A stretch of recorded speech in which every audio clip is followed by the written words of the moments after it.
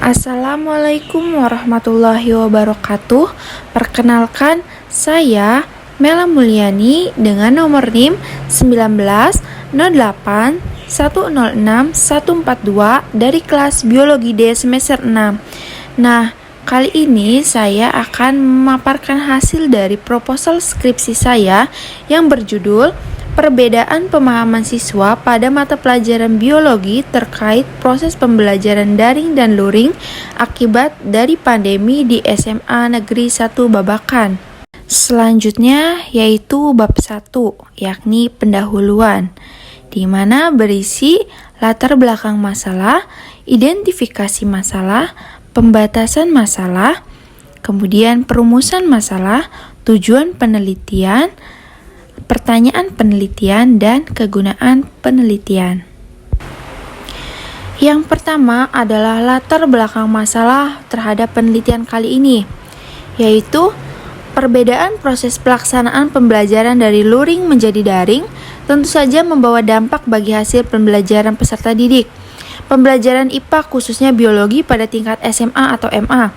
Hasil belajar yang seharusnya mampu mengukur ketiga aspek, yaitu penilaian pengetahuan, penilaian keterampilan dan proses, serta penilaian karakter dan sikap ilmiah, menjadi fokus pada penilaian terhadap aspek kognitif peserta didik saja. Selain itu, pelaksanaan proses pembelajaran yang cenderung mengarah pada penugasan belum mampu mengaktifkan ketiga aspek di atas. Untuk itu, penulis melakukan penelitian mengenai perbedaan hasil belajar yang diperoleh oleh peserta didik pada pembelajaran IPA sebelum dan saat masa pandemi COVID-19. Penelitian ini dilakukan terhadap hasil belajar IPA peserta didik di SMA Negeri 1 Babakan, Kota Cirebon. Laporan penelitian ini bertujuan untuk mendeskripsikan perbedaan hasil belajar peserta didik yang dialami pada pembelajaran secara daring dan luring khususnya. Selanjutnya yaitu identifikasi masalah. Berdasarkan uraian pada latar belakang masalah, dapat diidentifikasikan beberapa permasalahan, yakni sebagai berikut. Yang pertama yaitu perubahan kegiatan belajar mengajar di masa pandemi yang mengakibatkan kebingungan dalam mengambil keputusan dalam pembelajaran. Yang kedua, siswa mudah terpengaruh lingkungan lain sehingga proses pembelajaran daring di kelas kurang maksimal. Yang ketiga, cara menganalisis masalah pada materi pembelajaran yang kurang baik. Lalu yang keempat yaitu pencarian solusi masalah dalam kegiatan belajar mengajar yang kurang tepat. Lalu yang kelima yaitu minimnya pengetahuan guru mengenai penggunaan teknologi dalam proses pembelajaran daring. Dan yang terakhir yaitu ada tidaknya peningkatan yang terjadi pada siswa dapat dilihat dari uji pembanding pada nilai siswa sebelum dan sesudah pandemi. Kemudian pembatasan masalah. Guna menghindari meluasnya masalah yang akan dibahas, maka penulis memberikan pembatasan masalah, yaitu yang pertama, penelitian akan berfokus pada hasil belajar siswa yang dapat diketahui dari pembanding nilai sebelum dan sesudah pandemi. Yang kedua, membiasakan memulai beraktivitas secara daring meskipun luring masih tetap dilakukan. Dan yang ketiga, yaitu meningkatkan budaya literasi yang ditanamkan pada diri siswa guna melatih secara berpikir kritis, penyelesaian masalah, kreativitas, serta inovasi sesuai dengan pendidikan pada abad 21. Selanjutnya yaitu perumusan masalah. Rumusan masalah dalam penelitian kali ini adalah apakah terdapat adanya perbedaan pemahaman siswa pada mata pembelajaran biologi terkait proses pembelajaran daring dan luring akibat dari pandemi. Penelitian ini akan berfokus pada hasil belajar siswa yang dapat diketahui dari pembanding nilai sebelum dan sesudah pandemi. Selanjutnya yaitu tujuan penelitian. Adapun tujuan dari penelitian kali ini adalah untuk mengetahui ada tidaknya perbedaan hasil belajar siswa pada kelas 11 MIPA 1 selama daring dan luring di SMA Negeri 1 Babakan. Lalu, pertanyaan penelitian. Apakah hasil belajar siswa meningkat saat diberlakukannya pembelajaran secara daring? Dan apakah terdapat adanya perbandingan atau perbedaan pada hasil belajar siswa terhadap pembelajaran secara daring dan luring? Dan yang terakhir adalah kegunaan penelitian. Adapun manfaat yang dapat diperoleh dari adanya penelitian ini diantaranya yakni sebagai berikut. Yang pertama, secara teoritis dapat menambah khazanah ilmu pengetahuan dan teknologi dalam bidang pendidikan, khususnya teknologi dalam pembelajaran. Kemudian yang kedua yaitu guru dapat termotivasi membuat pengembangan bahan ajar yang lebih variatif sehingga menciptakan pembelajaran yang menarik bagi siswa. Kemudian yang ketiga yaitu siswa dapat lebih mandiri dan lebih banyak memperoleh literasi dari banyak pengetahuan yang dapat digunakan, sehingga dapat meningkatkan cara berpikir kritis, berkomunikasi, penyelesaian masalah, kreativitas, serta inovasi yang dapat diperoleh dari pengetahuannya belajar secara daring. Dan yang terakhir yaitu siswa diharapkan dapat termotivasi belajar ilmu pengetahuan, khususnya biologi, sehingga proses pembelajaran dapat berlangsung dengan baik dan hasil belajar siswa dapat meningkat meskipun pembelajarannya dilakukan secara daring. Selanjutnya yaitu kita memasuki bab 2 atau kajian teori. Yang pertama, terdapat teori variabel, yaitu pembelajaran daring menurut Sadikin et al. Tahun 2020 merupakan pembelajaran yang menggunakan jaringan internet dengan aksesibilitas, konektivitas, fleksibilitas, dan kemampuan untuk memunculkan berbagai jenis interaksi pembelajaran. Penggunaan internet dan teknologi multimedia mampu merombak cara penyampaian pengetahuan dan dapat menjadi alternatif pembelajaran yang dilaksanakan dalam kelas tradisional. Pembelajaran daring memerlukan dukungan perangkat-perangkat mobile seperti smartphone ataupun telepon Android, laptop, komputer, tablet, dan iPhone yang dapat dipergunakan untuk mengakses informasi kapan saja dan di mana saja. Pembelajaran luring adalah aktivitas yang dilakukan tanpa memanfaatkan akses internet. Internet merupakan suatu jaringan komunikasi yang menghubungkan suatu media elektronik dengan media yang lainnya. Internet merupakan suatu jaringan privasi yang terhubung dengan menggunakan protokol internet TCP ataupun IP dengan tujuan berkomunikasi dan mengirim rahasia hanya dalam ruang lingkup terbatas seperti sekolah dan perusahaan menurut Susilana tahun 2010 halaman 14. Hasil belajar merupakan penilaian diri siswa dan perubahan yang dapat diamati, dibuktikan, dan terukur dalam kemampuan atau prestasi yang dialami oleh siswa sebagai hasil dari pengalaman belajar. Hasil belajar juga dapat menggambarkan kemampuan siswa setelah apa yang mereka ketahui dan mereka pelajari. Selanjutnya, pengertian hasil belajar siswa terbagi menjadi 5 kategori, yaitu informasi verbal, keterampilan intelektual, keterampilan motorik, dan sikap kognitif. Hasil belajar dipengaruhi oleh 2 faktor, yaitu faktor internal dan faktor eksternal siswa. Faktor internal siswa meliputi gangguan kesehatan, cacat tubuh, faktor psikologis atau inteligensi, minat belajar, perhatian, bakat, motivasi, kematangan, dan persiapan peserta didik, dan faktor kelelahan. Sedangkan faktor eksternal yang mempengaruhi proses dan hasil belajar siswa meliputi faktor keluarga, sekolah, dan masyarakat menurut Siti tahun 2016.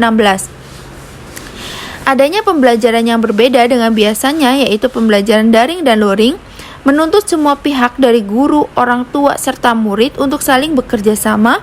Kerja keras yang dilakukan seperti guru sebagai perencana kegiatan dan penilai hasil pembelajaran, sedangkan orang tua sebagai pembimbing anak saat di rumah dalam memantau proses pembelajaran menurut Hewi dan Asnawati tahun 2020. Selanjutnya yaitu bagian lainnya dari bab 2 adalah penelitian terdahulu. Penelitian yang telah dilakukan oleh Pebi Soraya tahun 2020 menyebutkan bahwa perubahan metode penyampaian dalam proses pembelajaran IPA dari tatap muka atau luring menjadi pembelajaran berbasis jaringan ataupun daring memiliki implikasi terhadap perolehan hasil belajar siswa di MTSN 4 Muko-Muko Bengkulu. Pembelajaran IPA secara daring yang diberikan oleh guru memiliki berbagai keterbatasan yang tidak dapat menstimulasi peserta didik agar berkembang imajinasinya untuk memahami materi IPA di kelas 8.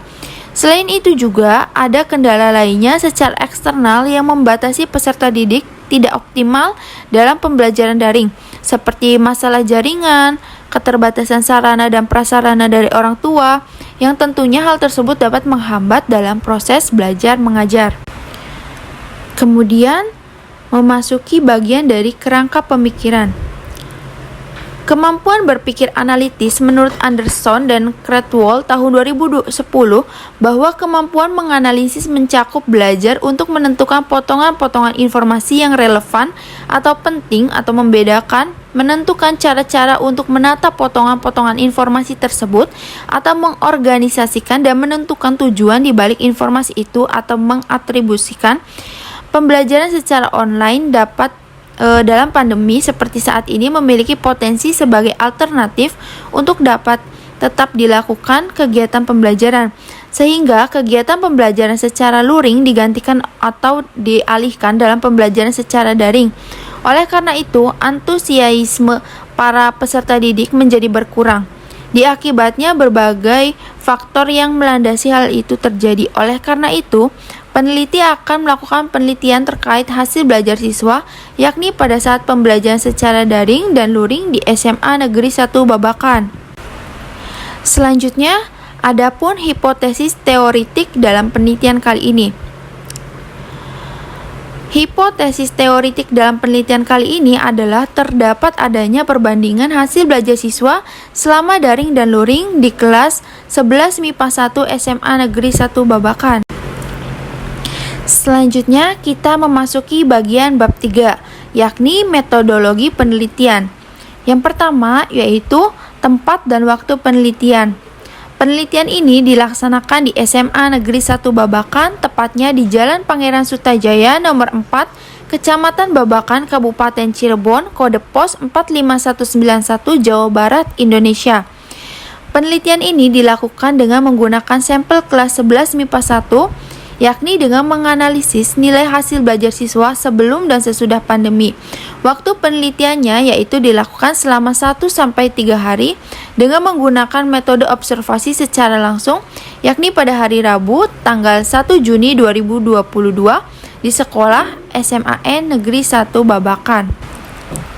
Selanjutnya yaitu terdapat metode penelitian. Metode penelitian ini adalah penelitian kuantitatif dengan menggunakan pendekatan berupa metode observasi dan dokumentasi. Penelitian kuantitatif adalah suatu proses menemukan pengetahuan yang menggunakan data berupa angka sebagai alat menganalisis keterangan mengenai apa yang ingin diketahui. Kemudian, desain penelitian.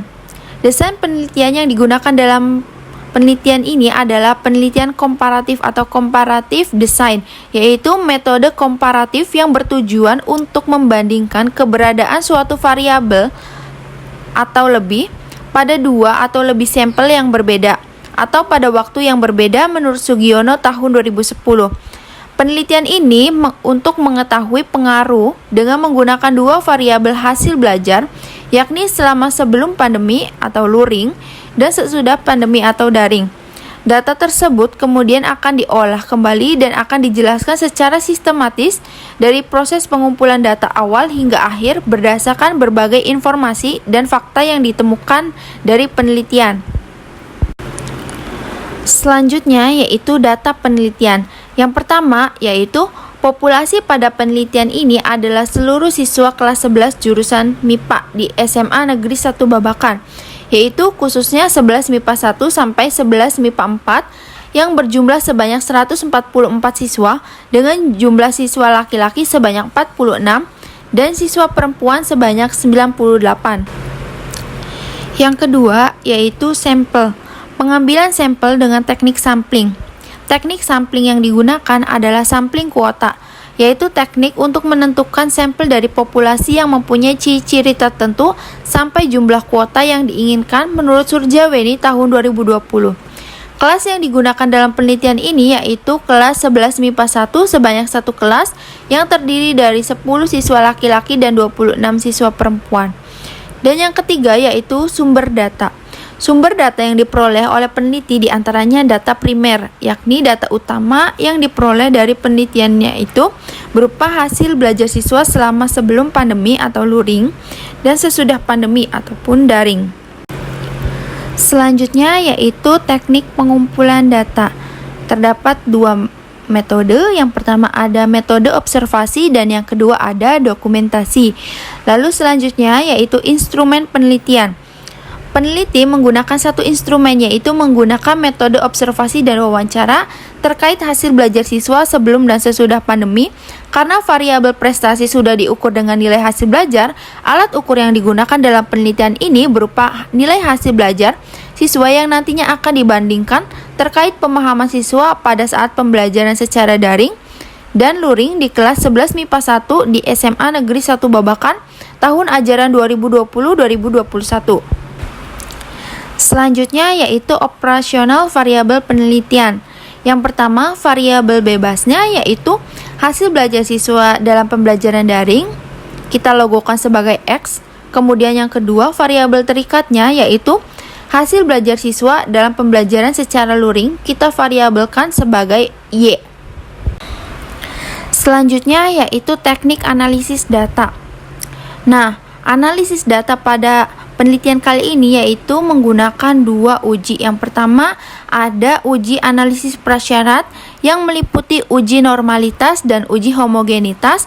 Kemudian yang kedua yaitu ada uji hipotesis dengan menggunakan uji tes atau uji banding dua sampel.